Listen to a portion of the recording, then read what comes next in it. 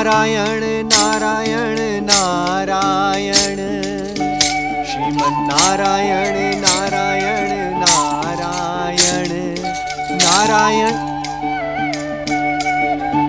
गंग गंग गंग गंग गंग गंग। वैकुंठ लोक जाने के मार्ग में मुझे नारद को ये दैत्यगुरु शुक्राचार्य कहां से दिखाई पड़ गए। ओ हो। नारद, किंतु ये स्वर्गलोक की ओर क्यों जा रहे हैं? अब तो मेरा वैकुंठ लोक जाना निरर्थक ही है। जब मार्ग में दैत्यगुरु शुक्राचार्य के दर्शन हो गए तो विघ्न बाधाएं तो स्वयं ही आएंगी। नारायण नारायण। देवर्षि नारद,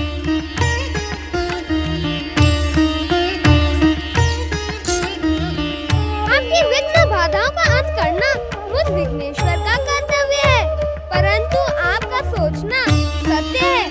इस समय वैकुंठ जाकर आपको कोई लाभ नहीं होगा, क्योंकि श्री हरि भगवान विष्णु जी और माता लक्ष्मी इस समय वैकुंठ में नहीं है।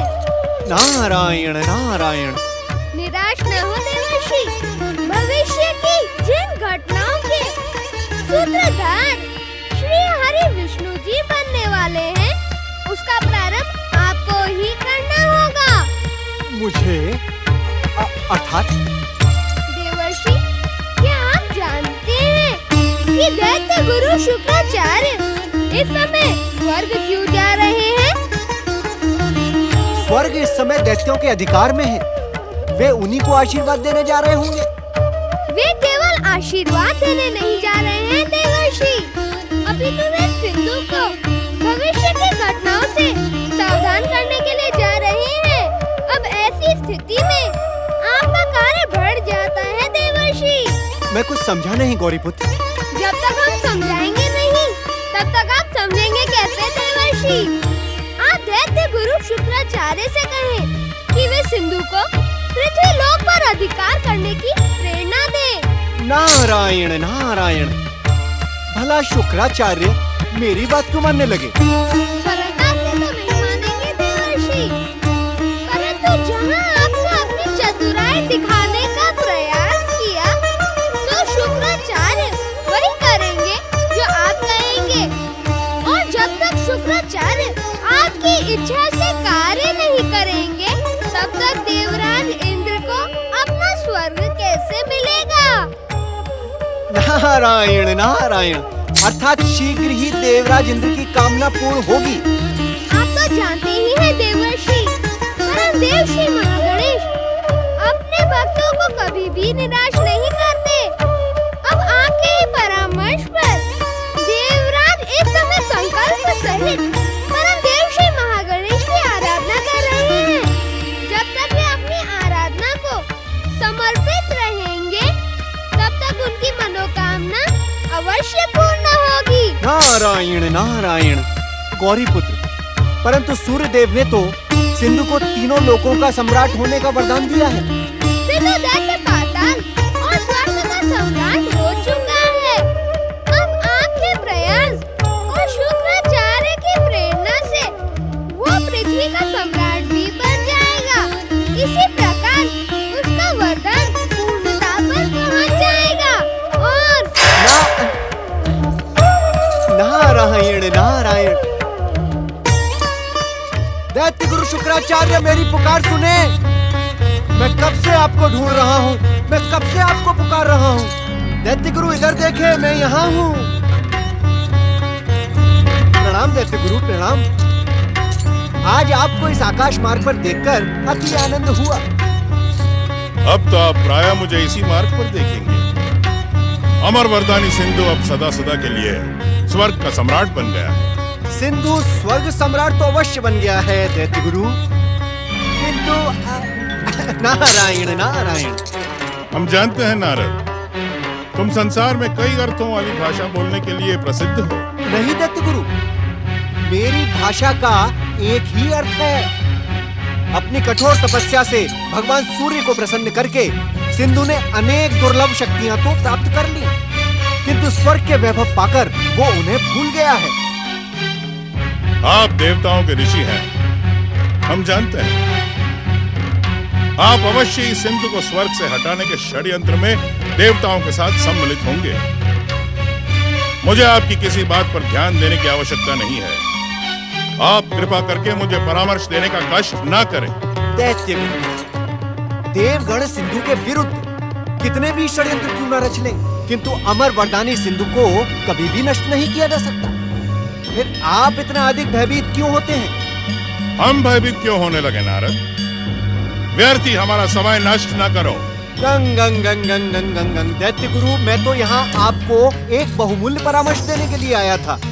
ये तो हम भी जानते हैं कि अमृत कुंड को अपने कंठ में स्थापित करके सिंधु सदा सदा के लिए अमर हो गया है, किंतु भगवान सूर्य का सम्मान न करने के कारण ये दुर्लभ शक्तियाँ कुछ समय पश्चात नष्ट हो जाएंगी।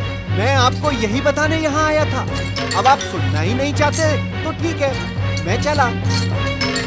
देवर्षि, कहें, क्या आज्ञा है दैत्य गुरु? सिंधु की वरदानी शक्तियां कैसे नष्ट हो जाएंगी?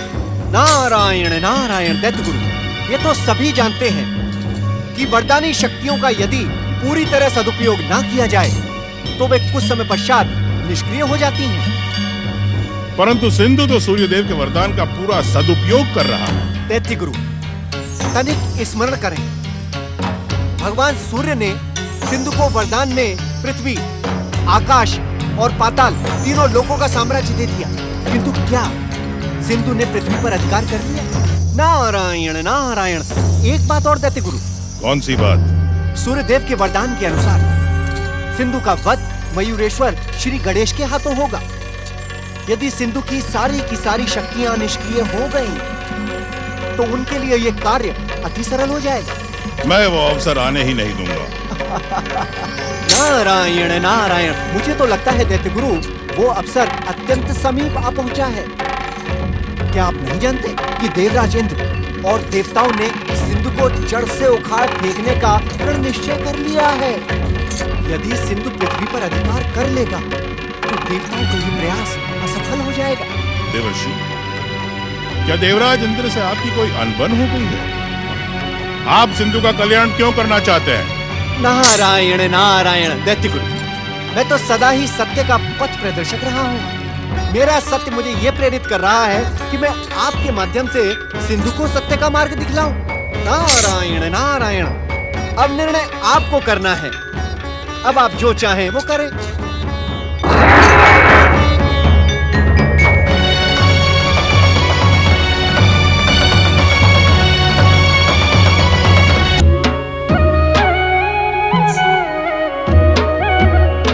माता, क्या आप भी गौरीपुत्र के विषय में सोच रही हैं?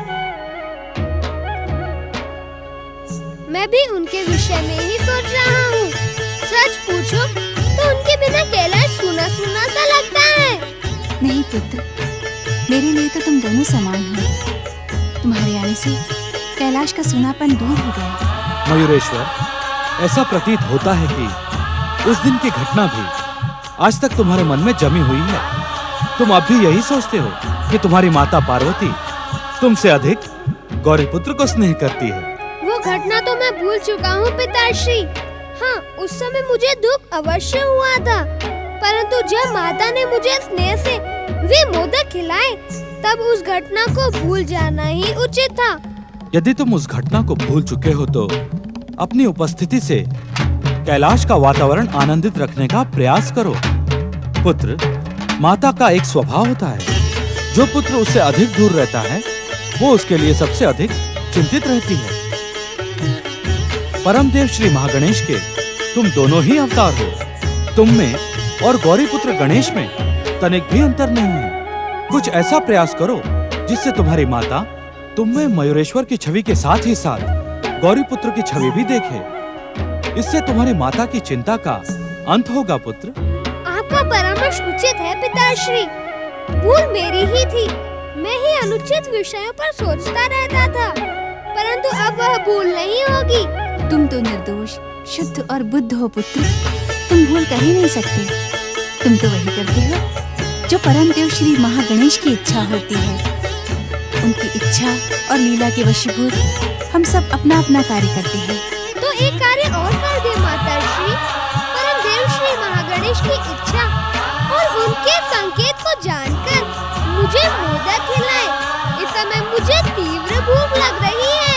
देवी पार्वती, अब एक माता के कार्यों का प्रारंभ हो रहा है, इसलिए अब मुझे समाधि में लीन हो जाना चाहिए। मयूरेश्वर, तुम्हारे पिताश्री को तो ध्यान समाधि से ही प्रेम है।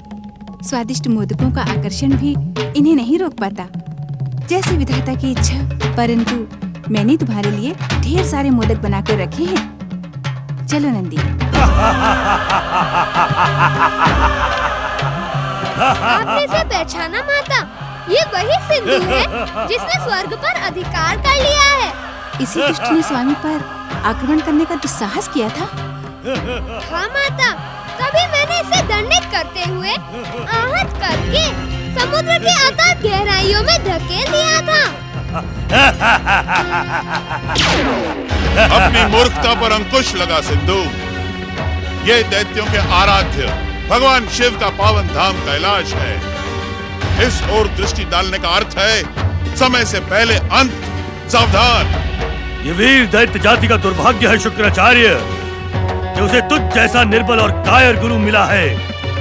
जिस उद्दंड बालक ने मुझे समुद्र की अटल गहराइयों में धकेल दिया था, उसे दंडित करना मेरा कर्तव्य है। उसे रोकने का प्रयास ना करें। तुम फिर वही भूल कर रहे हो सिंधु, जो तुमने पहले की थी।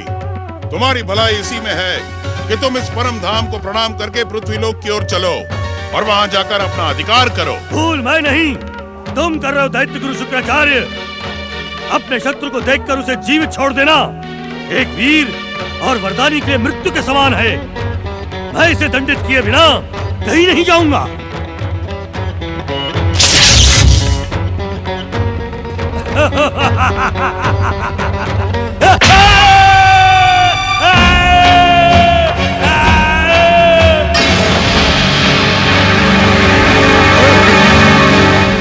श्री हरि विष्णु। दुष्ट बुद्धि सिंधु, कैलाश में कुदृष्टि डालने से पहले तुझे देवताओं के हितैषी श्री विष्णु से टकराना होगा। दैत्य शत्रु श्री हरि विष्णु, जब तुम्हारे परम भक्त नारद ने मुझे भ्रमित करने का प्रयास किया था, तभी मैं समझ गया था कि तुम उस षड्यंत्र के सूत्रधार हो। दैत्य गुरु शुक्राचार्य, दुष्ट दैत्यों का नाश करने के लिए किसी षड्यंत्र की नहीं, अपितु प्रबल प्रहार की आवश्यकता होती है। अब ये तुच्छ सिंधु मेरे प्रहारों से जीवित नहीं रह सकता।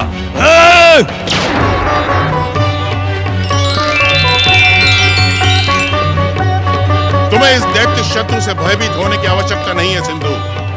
तुम अपनी वरदानी शक्ति से उसका हर प्रहार नष्ट कर सकते हो।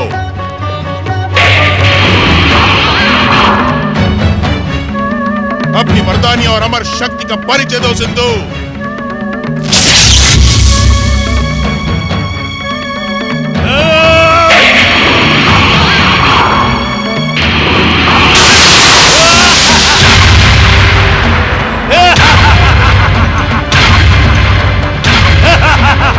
मुझसे टकराने की भूल न करे श्री हरि। मेरी वरदानी शक्तियां तुम्हें पराजित करने में सक्षम है। मेरे मार्ग से हट जाओ, अन्यथा इसका परिणाम तुम्हारे हित में ना होगा। युद्ध में मुझे केवल विजय ही प्रिय है सिंधु। और अब तो युद्ध का बिगुल बच चुका है मूर्ख। अब तो तेरा अंत ही मेरा एकमात्र उद्देश्य है।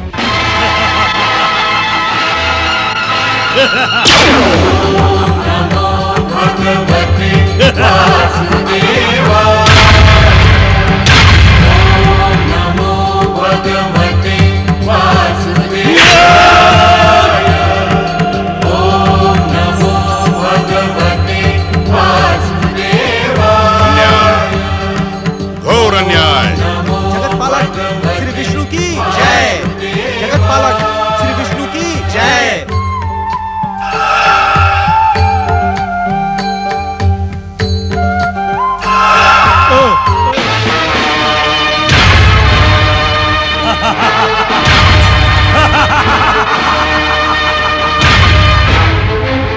मैं अमृत पीकर अमर हो गया हूँ श्री हरि विष्णु।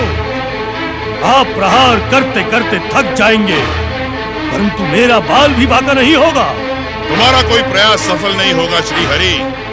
यदि संसार में अपना गौरव स्थापित रखना चाहते हो तो वैकुंठ की ओर लौट जाओ अन्यथा सिंधु दैत्य सेना पकड़ करके तुम्हारे वैकुंठ को ही नष्ट भ्रष्ट कर देगा।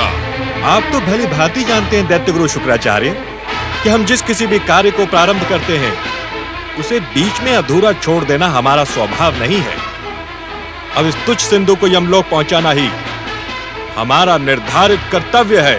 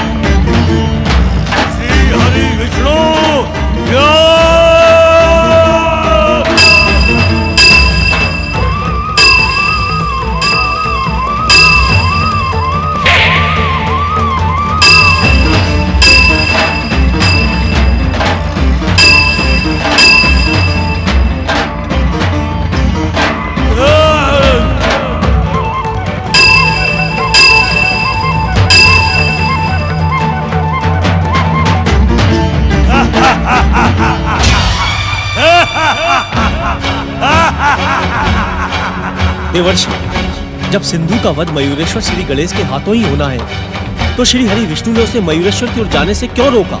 श्री हरि के प्रहारों को देखकर ऐसा प्रतीत हो रहा है कि सिंधु पर उनका प्रभाव ही नहीं पड़ रहा। श्री हरि ना आते तो अब तक सिंधु मयूरेश्वर के हाथों यमलोक पहुंच चुका होता। नारायण नारायण, आप सब अपनी अपनी कल्पनाओं को विराम दें देवगण। श्री हरि जो भी कर रहे हैं उसमें ही हम सबका कल्याण है। ये एक भविष्य का कार्य है जिसके सूत्रधार श्री हरि बने हैं।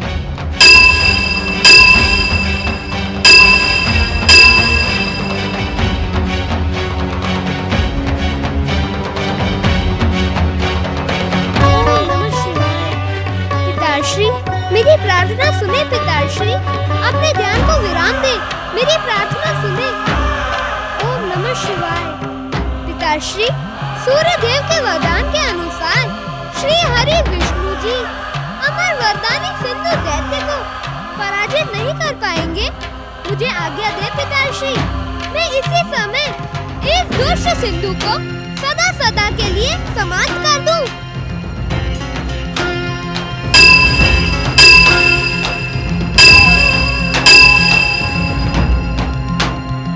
प्रिय मयूरेश्वर, तुम तो जानते हो श्री हरि विष्णु से सिंधु दैत्य का ये युद्ध परम देव श्री महागणेश के संकेत के अनुसार हो रहा है। इसलिए पुत्र धैर्य धारण करो। दुष्ट को उसकी दुष्टता का दंड देने में भी धैर्य।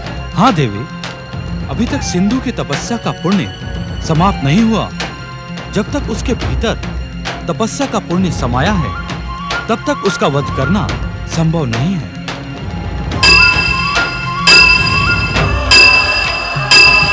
देवर्षि, श्री हरि के प्रहार सिंधु को हानि नहीं पहुंचा पा रहे हैं, जबकि सिंधु के प्रहारों से श्री हरि विष्णु थके थके से दिखाई दे रहे हैं। देवाधिदेव भगवान शिव ने मयूरेश्वर को आज्ञा तक नहीं दी। अब क्या होगा देवर्षि? देवगण, जो भी होगा उसका परिणाम शीघ्र ही आपके सामने आ जाएगा। भगवान शिव ने मयूरेश्वर से कहा तो कि सिंधु के पुण्य अभी समाप्त नहीं हुए हैं। नारायण नारायण।